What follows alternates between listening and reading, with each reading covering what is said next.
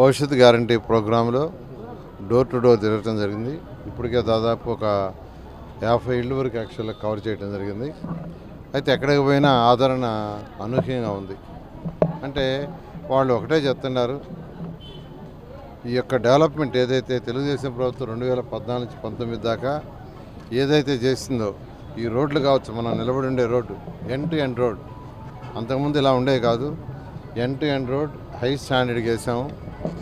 అదేవిధంగా బారాషాహి దర్గా 405 సంవత్సరాలకు పైగా చరిత్ర ఉన్న బారాషాహి దర్గాని అద్భుతంగా తయారు చేసాం. 4 లక్షల మంది సంవత్సరానికి వచ్చేది 20 లక్షలు వచ్చారు చేసాం. 2014లో 4 లక్షలు వచ్చారు బారాషాహి దర్గాకి. అదే అక్కడ ఏర్పాటు చేసిన ఘాటు కావచ్చు, వాటర్ క్లీనినెస్ కావచ్చు, రోడ్లు కావచ్చు, ఇచ్చిన ఫెసిలిటీస్కి టాయిలెట్స్ కావచ్చు, 2019కి 20 లక్షల మంది యాక్చువల్గా రావటం జరిగింది. ఇలా బారాషాహి దర్గా, ఎందుకంటే దాన్ని రాష్ట్ర పండుగ చేసాం. 405 సంవత్సరాల పైగా చరిత్ర ఉన్న దర్గా అది.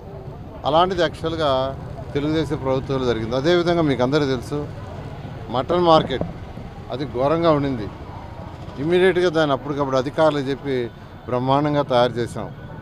అదేవిధంగా గుడ్డల మార్కెట్ ఏదైతే చిన్న, అంటే టార్పాలను వేసుకొని పాత గుడ్డలు కింద అమ్ముకునేవాళ్ళు, వర్షం వస్తే ఇబ్బంది పడేవాడు, అట్లాంటికి చక్కగా ఒక మంచి కట్టాము. అదేవిధంగా షాదీ మంజలు మీకు తెలుసు, బ్రహ్మాండంగా అద్భుతంగా తయారైంది. అద్భుతంగా ఇక్కడ ఆడపిల్లలకు కాలేజీ కావాలంటే కాలేజీ స్పెషల్గా ఏర్పాటు చేసాం. ముస్లిం మహిళలు బయటకు ఎక్కువగా రారు, వాళ్ళు చదువుకోవడానికి మా ఏరియాలో కావాలంటే కాలేజీ ఏర్పాటు చేసాం. అదేవిధంగా వీళ్ళకంటూ వాడు సపరేట్గా ఈ యొక్క లేడీస్కి గైనకాలజీ ఆ డిపార్ట్మెంట్కి స్పెసిఫిక్గా ఒక హాస్పిటల్ కావాలంటే దాన్ని శాంక్షన్ చేసాం.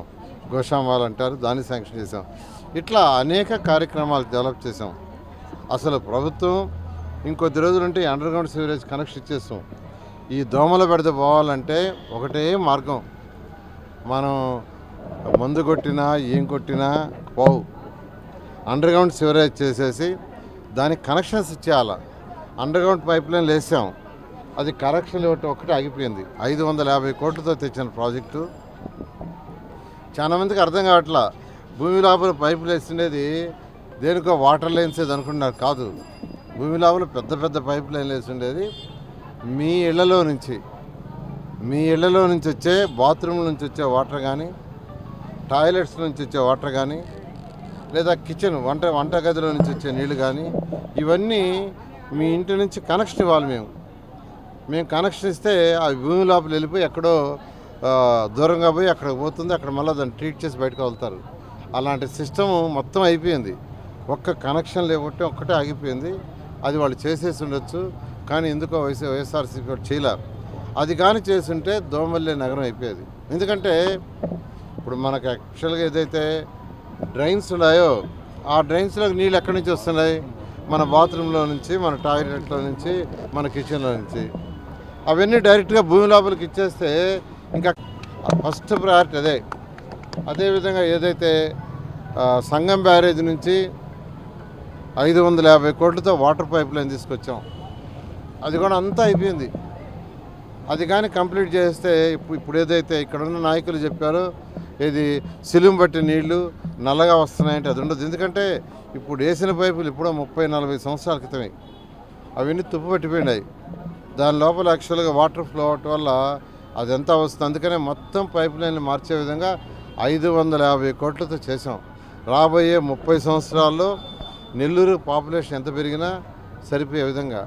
కాబట్టి రాగానే ఖచ్చితంగా ఇవన్నీ చేస్తాం. నేను అందరికీ ఒకటే చెప్పేది, డెవలప్మెంట్ తెలుగుదేశం ప్రభుత్వంలో 2014 నుంచి 19 దాకా ఏ డెవలప్మెంట్ చేసామో దాన్ని దృష్టిలో పెట్టుకుని తెలుగుదేశం పార్టీ ఎమ్మెల్యేకైనా ఎంపీకైనా, నేను ఎమ్మెల్యేగా కంటెస్ట్ చేస్తున్నాను, అదేవిధంగా వేమిరెడ్డి ప్రభాకర్ రెడ్డి గారు ఎంపీగా కంటెస్ట్ చేస్తున్నారు.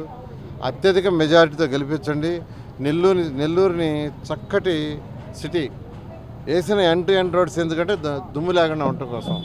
ఈ వీడియో కనుక మీకు నచ్చినట్లయితే లైక్ చేయండి, షేర్ చేయండి, కామెంట్ చేయండి మరియు సబ్స్క్రైబ్ చేయండి. చూస్తూనే ఉండండి లిమ్రా టీవీ.